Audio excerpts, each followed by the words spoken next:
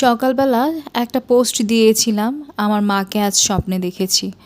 হ্যাঁ, আমার মা মারা গিয়েছে অনেক আগে। আমরা যখন অনেক ছোট ছোট তখন আমাদের মা মারা গেছে। তো মাকে আজকে স্বপ্নে দেখেছি, ভালো দেখেছি, আলহামদুলিল্লাহ ভালো আছে। মনে হচ্ছে যে আমার মা ব্যস্তবাসী, ইনশাল্লাহ মা ভালো আছে, মনে এতটুকু সান্ত্বনা পাচ্ছি। তো ল্যাপটপে খুলতেই মায়ের ছবি দেখলাম। তো ওখানে দেখতে দেখতে প্রিয়র কিছু ভিডিও চলে আসলো সামনে। তো প্রিয়র ভিডিওগুলো দেখে মনে হচ্ছে মায়ের আশ্রয়টা অনেক বড় একটা, বিশাল বড় একটা জিনিস। আমি মা হয়েছি, এখন আমি বুঝি মা জিনিসটা কী।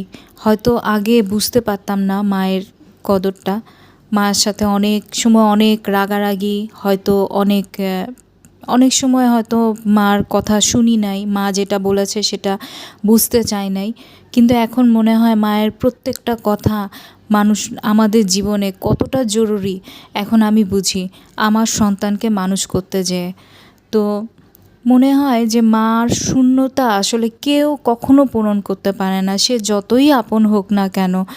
আর প্রত্যেকটা মানুষের ভেতরই দেখা গেছে মা নিঃস্বার্থভাবে আদর করে, মা নিঃস্বার্থভাবে সন্তানের টেক কেয়ার করে, কিন্তু অন্য মানুষগুলোর স্বার্থ থাকবেই। মানে অন্য মানুষগুলো যতই তোমাকে আদর করুক না কেন, যতই তোমার ভালো চাক না কেন, এর পেছনে কিছু একটা তো থাকবেই। আর তারপরেও আরেকটা ব্যাপার হচ্ছে, যখনই তোমার সাথে সেই মানুষটা লাগবে, মানে সেই মানুষটার সাথে তোমার যদি কখনো ঝগড়াঝাটি কিংবা যাই হোক, হতেই পারে, মানুষ মাত্র আমরা, তো তখনই বোঝা যায় মানুষের রূপটা। তো মায়ের শূন্যতা আজকে এতটাই ফিল করছি, মানে খুব খারাপ লাগছে, আবার ভালোও লাগছে, না ভালো আছে আমার মা। তো তো প্রিয়র এই ভিডিওগুলো দেখতেছি আর ভালো লাগতেছে যে আসলে আমার বাচ্চাটা আস্তে আস্তে বড় হচ্ছে। আল্লাহ ওকে ভালো রাখুক, সবাই ওর জন্য দোয়া করবা।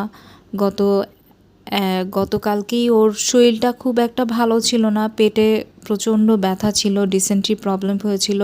তো আল্লাহর রহমতে আজকে ভালো আছে। তোমরা সবাই ওর জন্য দোয়া করবা, ও যেন মানুষের মতো মানুষ হতে পারে, এবং আমাদের প্রতি ও যেন মানে সদয় থাকে আমাদের বাবা মার প্রতি, এবং ওর প্রতি আমরা যেন সদয় থাকতে পারি। আজকে এই পর্যন্তই, আবার কোনো নতুন কোনো ভিডিও নিয়ে চলে আসবো। আল্লাহ হাফেজ।